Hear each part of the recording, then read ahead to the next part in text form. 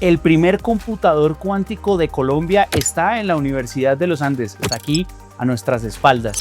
Y en este episodio de Sintel Bizantec vamos a hablar de esta tecnología, la llegada de la computación cuántica, qué se puede hacer, hasta dónde vamos a llegar y todos los elementos que rodean este año 2025, que es el año de la computación cuántica.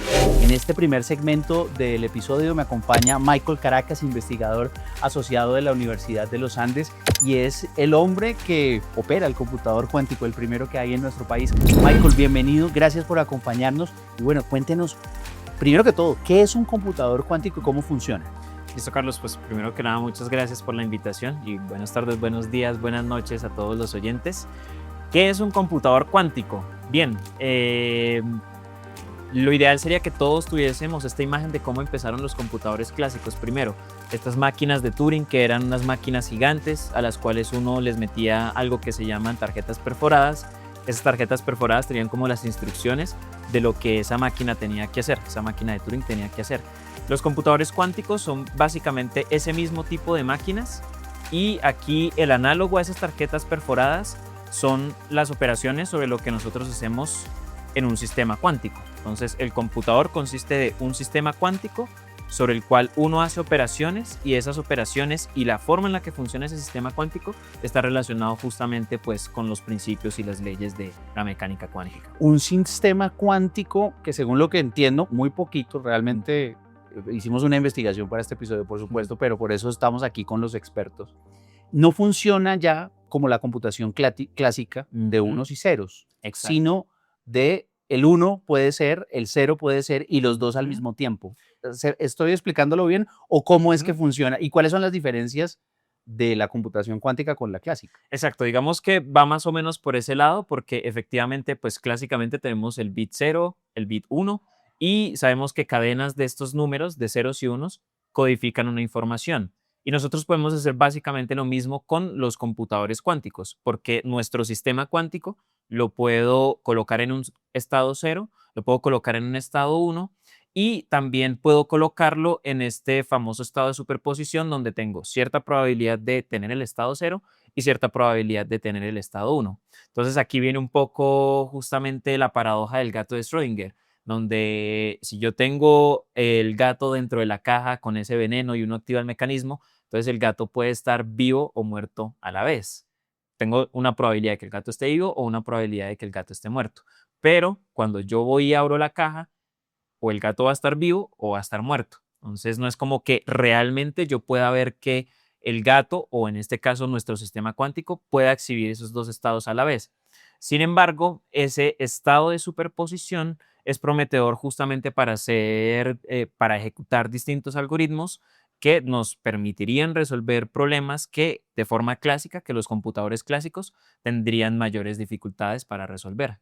Michael, está instalado este equipo aquí en la Universidad de los Andes, hace parte de toda la capacidad instalada que tiene la universidad en materia de investigación en este tema. ¿Qué es lo que están ustedes pudiendo observar? ¿Qué experimentos han podido hacer con el computador? Entonces, esta es una pregunta muy buena, porque a mí me gusta llamar a este computador como un laboratorio de mecánica cuántica versión portátil, versión mini, porque justamente este computador, pues por la forma en la que funciona, nos permite realizar diversos experimentos que consisten en entender o aplicar los fundamentos más básicos de la mecánica cuántica para saber qué es un qubit, para saber cómo controlamos los qubits, para saber cómo producimos los estados cuánticos que nos interesaría producir, y cómo trasladamos todo esto a este lenguaje de computación cuántica. Entonces, cómo uno transforma estos qubits para aplicar diferentes algoritmos. Michael, químicamente ¿Mm? nos comentabas antes de empezar esta entrevista, él tiene unos elementos. ¿Cuáles son esos elementos y por qué son claves que sean esos y no otros? Ujú. Entonces, este computador cuenta con una sustancia, una molécula que se conoce como dimetilmetilfosfonato. Entonces, es importante esta molécula porque si uno mira la estructura molecular de esta sustancia, encontramos unos átomos de fósforo e hidrógeno que están enlazados entre sí. Entonces, estos átomos son relevantes para este computador porque funciona mediante el principio de resonancia magnética nuclear, que es como lo que uno se suele hacer en estos chequeos médicos donde le toman imágenes de los órganos internos. Toda esta ciencia, toda esta Ujú. tecnología, ¿la veremos aplicada en qué?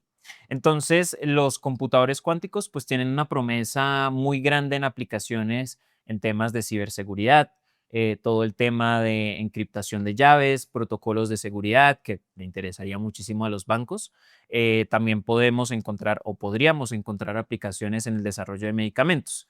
Para desarrollar medicamentos, pues necesitamos o trabajamos con cosas moleculares. Las cosas moleculares, por el simple hecho de ser moleculares, de consistir de átomos, ya estamos hablando de algo que pertenece al mundo de la mecánica cuántica. Entonces, ¿qué mejor que un computador cuántico que funciona mediante los principios de la mecánica cuántica para simular cómo puedo yo construir alguna estructura molecular que me pueda llevar al desarrollo de un medicamento, pues para curar alguna enfermedad o realizar tratamientos de ciertas enfermedades? Entonces, estas son como las promesas de aplicaciones que más están sonando en la actualidad para los computadores. Michael, muchas gracias por esta explicación. Creo que ha sido completa. Los oyentes, los usuarios de Sintel Bizantec han podido acercarse y entender qué es la computación cuántica, para qué funciona, cómo funciona y hasta dónde podremos llegar con ella. Gracias, Michael, por Con estar mucho con nosotros gusto. en este espacio. Y ustedes quédense acá. Mientras tanto, dele seguir en su aplicación de audio favorita, suscríbase, active las notificaciones y en el próximo segmento con los expertos que tenemos invitados vamos a profundizar sobre los usos organizacionales, los usos de negocio, los desafíos que hay en las compañías con la llegada de la era de la computación cuántica.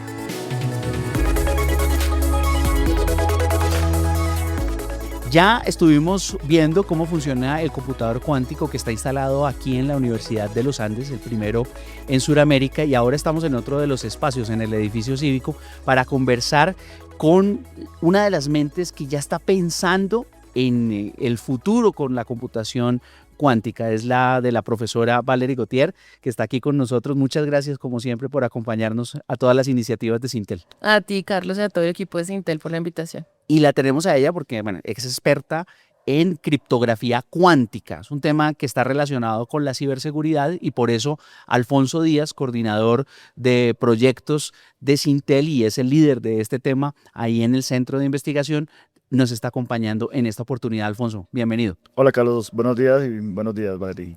Gracias. Muy bien, comencemos a hablar precisamente del tema de ciberseguridad y por qué cuando nos planteamos, cuando nos acercamos a la computación cuántica, el primer problema que debemos observar es el de la ciberseguridad.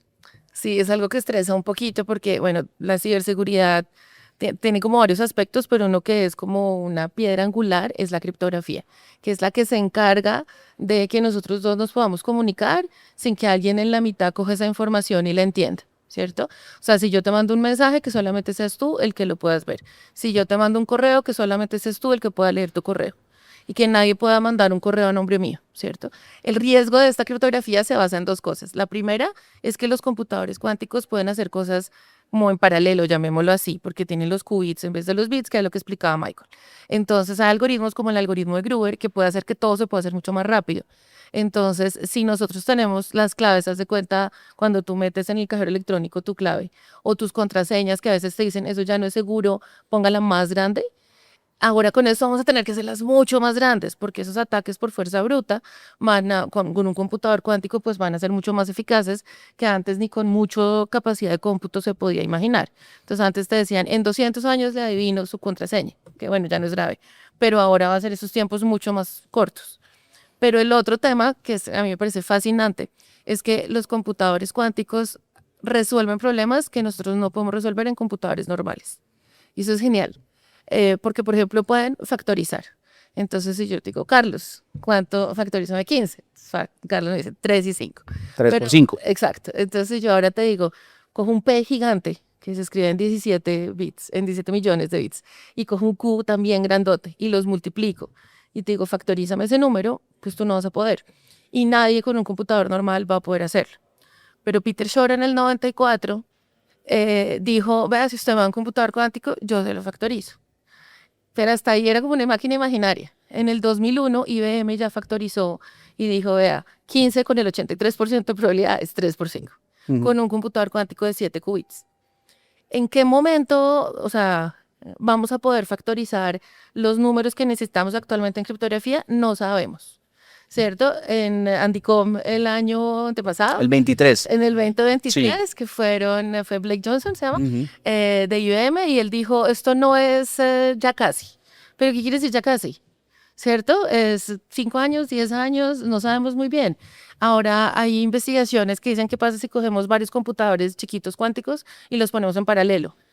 Pues no sabemos qué va a pasar con eso. O sea, está el problema de crear computadores cuánticos suficientemente grandes, pero de pronto se van a inventar otras cosas, porque hay mucha gente investigando en ese tema. Entonces, lo que hacemos en criptografía post-cuántica, en lo que trabajo, es justamente asumamos que Carlos ya tiene un computador cuántico y es súper chismoso y quiere saber qué es lo que estamos hablando los Ustedes ya tienen un computador cuántico aquí en la universidad. Sí, Ya, o sea, ya la Universidad de los Andes tiene un computador cuántico. Sí, tienen que venir a conocerlo los demás. Sí. Tiene 2 qubits y puede simular 3. Y lo cogimos, yo sé que es chiquito, pero lo podemos tocar, que eso es un mensaje muy importante. ¿Por qué? Porque estamos teniendo esta conversación. Si no estuviera el computador, no la estuviéramos teniendo. Bueno, ya digamos en Andicom nos habíamos adelantado a la conversación precisamente. En este año, en el Andicom 40, será uno de los temas clave. Ya los invitamos a que se pongan en contacto con todos los contenidos que estamos produciendo desde Sintel para Andicom 2025 y por supuesto a seguirnos en este podcast Sintel Bizantec, activar la campanita en la plataforma de audio que usted prefiera, ahí estamos. Alfonso, precisamente yo pensaba, escuchando aquí a la profesora Valery, que si hoy los retos en ciberseguridad son los que son, que tenemos constantes ataques, constantes noticias alrededor de las actuaciones del cibercrimen, ¿cómo será ahora con este tipo de tecnologías? ¿Qué tan preparadas están las empresas con miras a lo que viene? Pues Carlos, mira, el tema de la criptografía, de la computación cuántica, de la ciberseguridad, pues va todo entrelazado. Y hay que tener en cuenta que las empresas deben empezar a prepararse para lo que viene. Así como hemos tenido este boom de la inteligencia artificial, que son nuevas tecnologías que cada vez permean a todas las organizaciones y también obviamente pues a todos los empleados de las organizaciones, las entidades también deben empezar a prepararse. Y para hacerlo, digamos que podemos definir o mencionar que hay algunos pasos que puedan empezar a tener en cuenta para esa preparación. Por ejemplo, uno de los temas que se manejan en ciberseguridad o seguridad de la información es la identificación de los activos que tiene la organización.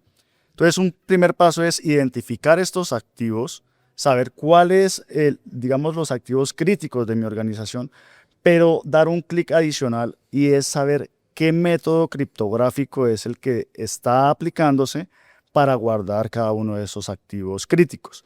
Es solamente tener la misma identificación que hemos venido realizando tradicionalmente en las entidades, pero poder identificar con mayor claridad con qué algoritmo estoy encriptando la información y tener claro cuál es el riesgo al cual estoy digamos, expuesto en la organización. Una vez yo tengo identificado los activos y cuál es la criptografía que estoy utilizando para protegerlo, en miras a la computación cuántica, debo también definir cuál va a ser esa hoja de ruta para poder encriptar con criptografía postcuántica los activos que son más importantes para la organización. Entonces, en este caso, tengo que definir esta hoja de ruta muy claramente y esto pues debe ser un paso a paso. Esto debe ser ir avanzando en lo que voy a establecer, los mecanismos que voy a definir para poder encriptar cada uno de mis activos. ¿Qué tan lejos, qué tan cerca estamos, Valery, de que estas realidades de las que nos está hablando Alfonso ya comiencen a sentirse en las organizaciones? Yo creo que ya hay que hacerlo. El problema es que no tenemos el cómo. Fíjate que en el 94, cuando Peter Shor hizo eso, él trabajaba en los laboratorios Bell. O sea, hay empresas, yo creo que una de las cosas que deberían hacer es apoyar la investigación, bajar ese llamado. Porque ya, o sea, si no nos empezamos a preparar desde antes, no íbamos a tener una respuesta ahora. Entonces, la NIST en el 2016, que es el Instituto Nacional de Estándares y Tecnología de Estados Unidos, dijo, necesitamos criptosistemas postcuánticos, que es, si alguien tiene un computador cuántico y me quiere atacar, yo con mi celular normalita me puedo comunicar. Ese es el objetivo. Y se hizo un concurso, eso funciona así porque no tenemos pruebas de que algo es seguro. Entonces yo digo, este es mi criptosistema Gautier y todo el mundo lo ataca. Si lo atacan, pues no fue seguro. Si lo tratan de atacar y no pueden, entonces hay como una confianza de que es seguro. Entonces eso va pasando por rondas y al final, entonces hay 4 familias, los que van ganando, digámoslo así, fue por retículos, que fue las propuestas que hacen, por ejemplo, IBM. Entonces ahí hay que mirar, ahorita hay un estándar de hace más o menos como desde el 2021, pero entonces ya tenemos el estándar como criptografía, que hay que hacer ahora, implementarlo en hardware, implementarlo en software, y empiezan los ataques en las implementaciones, porque entonces cuando tú estás implementando algo, eso puede botar información. Les pueden meter como unos virus, yo no sé exactamente las terminologías de ciber, y ahí entonces empiezan a meterle bits de más y eso entonces me empieza a dar información. Entonces esos ataques ya en la implementación es lo que está pasando actualmente. Cómo tener implementaciones seguras. El 12 de marzo salió el segundo estándar que está basado en teoría de códigos, que es estoy feliz porque es el área en la que yo trabajo. Y entonces lo mismo, ya sabemos que el HQC es seguro, ahora miremos las implementaciones, a ver cuáles son las mejores implementaciones. Entonces estamos en una fase donde ya una vez tengamos la implementación, podemos hacer la transición. Lo que se podrían empezar a preparar ellos es a, bueno, nos va a tocar cambiar, cómo es la transición, qué expertos conseguimos, ¿cierto? Cómo empezamos a mirar estos temas, los nuevos, no sé, celulares que vengan, si me voy a meter en una aplicación de blockchain descentralizada, espere, hagamos la postcuántica de una vez. Porque sí se puede. Por ejemplo, Bitcoin se va a poder cambiar a una firma postcuántica, pero es mucho más difícil que en una entidad donde está centralizado y te dicen, ahora ya no estamos con los correos marca A, sino nos vamos con correos marca B, porque este se apaga. Eso ya es mucho más difícil en algo tipo blockchain. Entonces sí va a tener un impacto y más en cosas como criptomonedas, la gente puede decir, uy, no, qué susto. Si cualquiera firma por mí, yo me voy. Y ahorita en este momento hay búnkers de personas que están guardando toda esta información para el momento en que tengan un computador cuántico. Poder ¿Cierto? hacer las pruebas. Y pues dice más que eso es que si yo tengo mucha plata y tengo una nube, pues guardo toda la información y luego cuando yo tenga mi computador cuántico voy y la miro. Entonces en este momento no estamos seguros. Y además de todo tienes, o sea, criptografía no es solamente comunicarnos, es que tengo máquinas de voto electrónico. Entonces yo puedo saber quién votó por quién en las elecciones de tal año. Entonces hay temas que se vuelven críticos que es importantísimo tener en cuenta. Y la misma pregunta, Alfonso, o sea, ¿qué tan cerca, qué tan lejos? Y creo que el camino, yo quiero ponerlo en términos positivos, el camino es retador, es desafiante, pero estamos lejos. Digamos que es una nueva tecnología que tenemos que estar vigilando, hay que hacer vigilancia tecnológica. Es decir, todo el tiempo tenemos que estar informándonos sobre los diferentes desarrollos que se están realizando en torno a esta temática. Majoras es digamos, el último boom que ha sacado Microsoft en torno a la computación cuántica y dio un paso muy grande con el tema del error cuántico. Y asimismo vamos a empezar a ver nuevas cosas que van saliendo y tenemos que estar desinformados. Ahora, ¿qué tan lejos podemos estar? No, como lo decía Valeria, es incierto, pero el riesgo existe. Y si existe el riesgo, lo mejor es empezar a prepararnos para evitar cualquier tipo de problema más grande a futuro. Me quiero quedar un momentico con esa expresión. Dijiste error cuántico. ¿Qué es el error cuántico? El error ¿Cómo se cuántico, explica? digamos que no quiero entrar en temas muy técnicos, Sí. pero ¿qué sucede?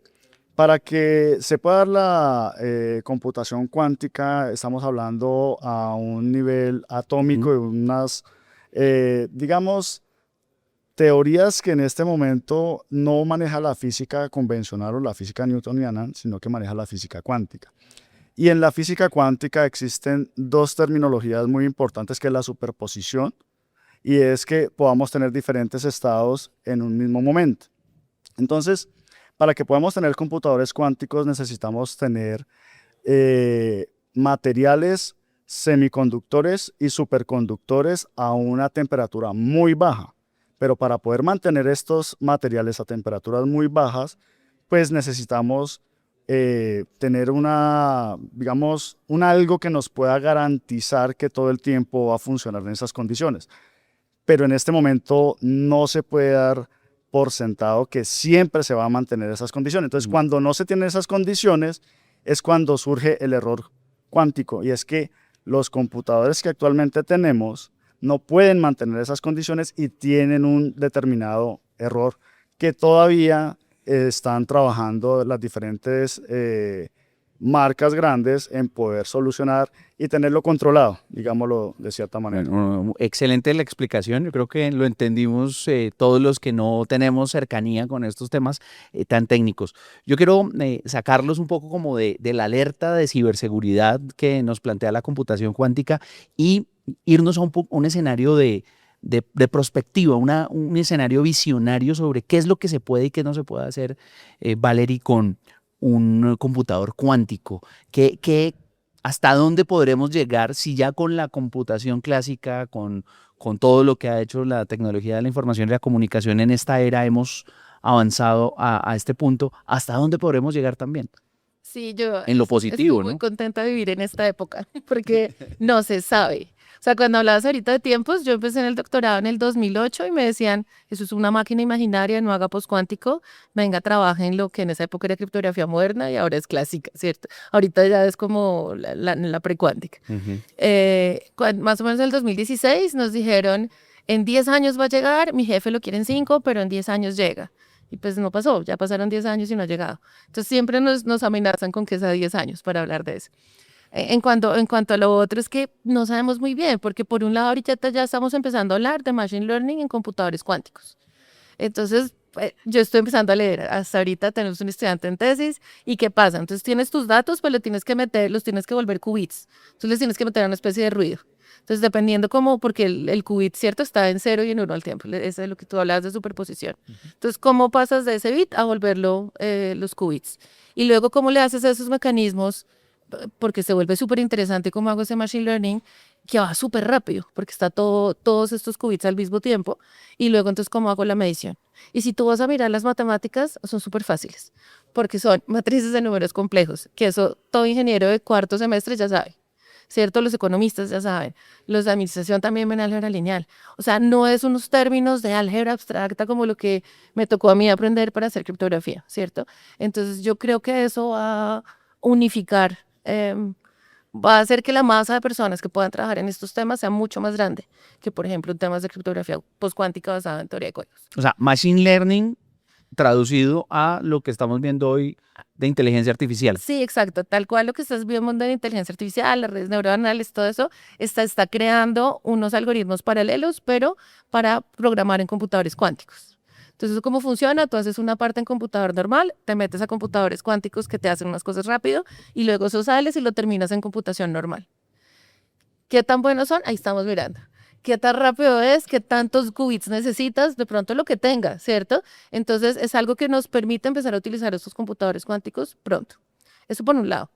Pero por el otro lado, que es el que me parece fascinante, es el de, pues si Peter Shor factorizó, ¿cierto? O sea, nosotros hablamos como de teoría de complejidad de los problemas. Digamos que que mi celular son todos los problemas que yo puedo resolver con un computador normal. Ahora se agrandó el borde. Ahora hay unos problemas por aquí afuera que yo puedo resolver con computadores cuánticos que no podía resolver con un ¿Cómo computador cuáles? normal, como factorizado. Bueno, factorizar. Sí, que es el ejemplo. Pero Y llevándonos las al tema más. y llevándonos al tema de la industria, de los negocios, Entonces, ¿cómo por cuáles? ejemplo, ¿qué tal si yo pudiera tener números aleatorios? ¿Cierto? Encontrar números aleatorios es difícil, entonces uno busca los pseudo aleatorios. Si yo pudiera tener un algoritmo chéverísimo, sacar números aleatorios rapidísimo, de pronto se me resuelve el problema de la criptografía, porque entonces puedo tener criptografía perfecta a partir de una semilla generando números verdaderamente aleatorios. ¿Sí ves? Entonces, la pregunta es, ¿y qué más se puede hacer? Mi respuesta es, pues no sé, pero la invitación a los jóvenes, sobre todo, que les gusten estos temas, que empiezan a estudiarlo desde ahorita, porque va a haber, como digámoslo así, mucha tela para O sea, cortar. de la computación cuántica todavía podemos decir es el futuro, o sea, está en desarrollo, Creo está que en ya está en auge, el presente está en el y presente, ya pero tenemos toda la teoría. Entonces, mientras que llegan los computadores cuánticos de verdad en el futuro, podemos empezar a prepararnos y tener estos algoritmos que nos solucionen problemas. O sea, no hay que verlo como algo negativo que vino y nos dañó la seguridad. De pronto nos está trayendo nuevas cosas, pero hay que pensar en esa nueva lógica. Y digamos eso que es hay algo cosas que no buenas y hemos cosas trabajado. malas. Desde Como- el punto de como vista todo. de las cosas buenas que en principio, recordemos que todo esto también es parte de suposiciones, pero en principio de pronto algunos temas en medicina se pueden mejorar con la computación cuántica, es decir, modelar una molécula, modelar cómo puede de pronto funcionar un determinado medicamento para X enfermedad, El ADN. el ADN. Digamos que hay muchas, mm, entre comillas, formas en las cuales se puede utilizar la computación cuántica en medicina para ahorrarse tiempos, que es básicamente una de las grandes virtudes de la computación cuántica, que es poder hacer infinidad de cálculos en muy corto tiempo. Entonces, en la computación actual, pues no se pueden hacer este tipo de pruebas con medicamentos, sino que tienen que hacerse, digamos, pues la prueba efectivamente con algunas personas y hacer seguimientos y el medicamento puede llegar a funcionar para que después se pueda lanzar al mercado. Y eso básicamente se basa en hacer simulaciones de cómo se puede poner la información en los computadores para esperar un resultado que pueda permitir a la medicina pues tener algún tipo de medicamento que pueda ser efectivo. Estamos en un momento de varias tecnologías en auge. La inteligencia artificial, sin duda, pues es la que más marketing y más prensa ha tenido, pero también blockchain ha llegado a solucionar problemas puntuales y sobre eso en Sintel sabemos algunas cosas, Claro. ¿cierto, Alfonso? También están muchas tecnologías alrededor que las empresas dicen, bueno, ante esta oferta, ante esta cantidad de cosas que se pueden hacer, ¿por dónde arrancamos? ¿Qué camino deberíamos tomar? Y yo me imagino una junta directiva donde están los tomadores de decisión precisamente hablando de esto. ¿Qué recomendar? ¿Qué decirles a ellos para que tracen una ruta que les sea útil, que solucione sus problemas de negocio y que además sea rentable? Bueno, eso es un poco complicada la pregunta, pero digamos que tenemos varias cosas ahí. Lo primero es, pues al interior de una organización es necesario que los directivos tengan la información de qué es el riesgo al cual se están enfrentando, es concientizar a los directivos.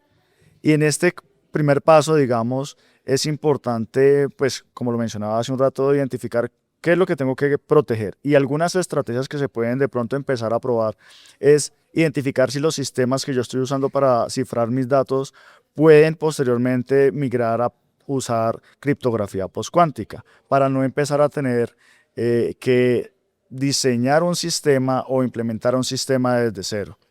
Otra estrategia puede ser empezar a cifrar la información como por pedacitos. Yo tengo mi información almacenada en un único sitio, obviamente tengo un mayor riesgo de, si tengo esa información dividida o segmentada, que es una también de los conceptos que se pueden dar en computación cuántica, segmentar la información para tener una mayor seguridad en este caso.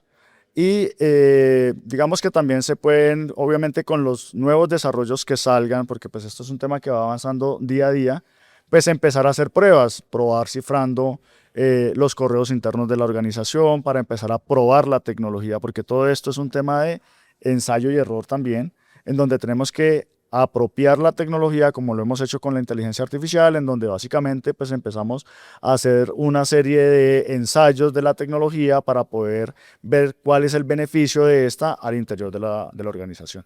Hablabas, Valery, del machine learning que se puede ver muy optimizado con la computación cuántica y retomando y haciendo quizás un doble clic frente a lo que estamos hablando de esta oferta de tecnologías que dan soluciones a las organizaciones y qué hacer con esto.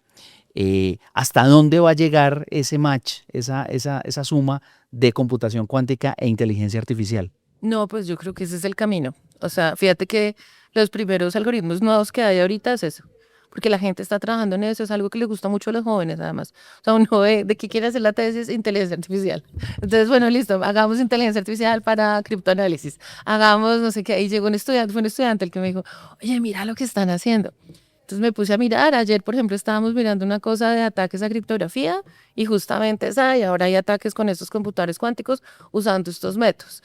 Entonces es algo como en lo que estamos, yo creo que todos los que, evidentemente desde la academia nos vamos a meter primero, pero yo creo que las empresas también van a seguir el camino y yo creo que pronto todos los que estudian ingeniería, yo lo quería hacer hace 8 años y me dijeron que no, pero yo sí creo que van a tener que tomar un curso en computación cuántica, o sea, es algo que se va a volver... o sea, yo no creo que todos vayamos a tener un computador cuántico, pero sí va a haber como una nube, algo así como que tú tienes acceso a, y porque pues estos el nuestro es chévere porque se puede tocar, les decía, pero los demás tienen que estar en temperaturas muy frías, así sean de 6 qubits.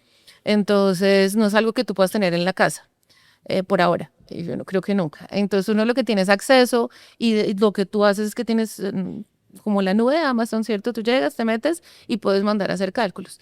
¿Y cómo vas a hacer esos cálculos? ¿Cómo va a ser ese lenguaje? Yo lo llamo postcuántico, ¿cierto? Interacción entre los computadores normales y los otros. ¿Qué tiene sentido hacer en un computador cuántico y qué no? ¿Para qué va a tener tantos HPCs, ciertos gigantes, si yo puedo mandar eso en estos computadores cuánticos? ¿Qué tan costoso es? Entonces, esta fama que la inteligencia artificial está consumiendo un montón de agua, que no deberíamos utilizarla tanto, de pronto eso se puede resolver con estos computadores cuánticos.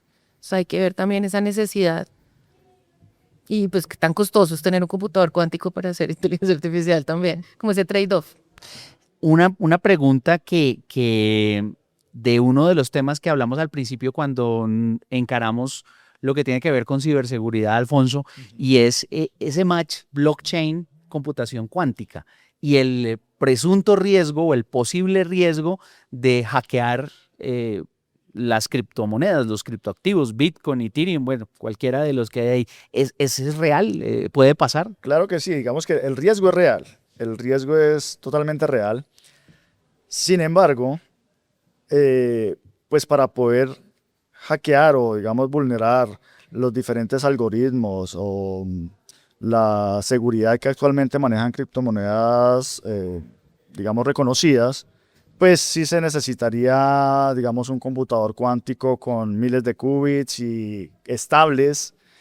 Ahí es donde viene el término del error cuántico, digamos. Y eso todavía va a tomar, pues no se sabe, algunas décadas.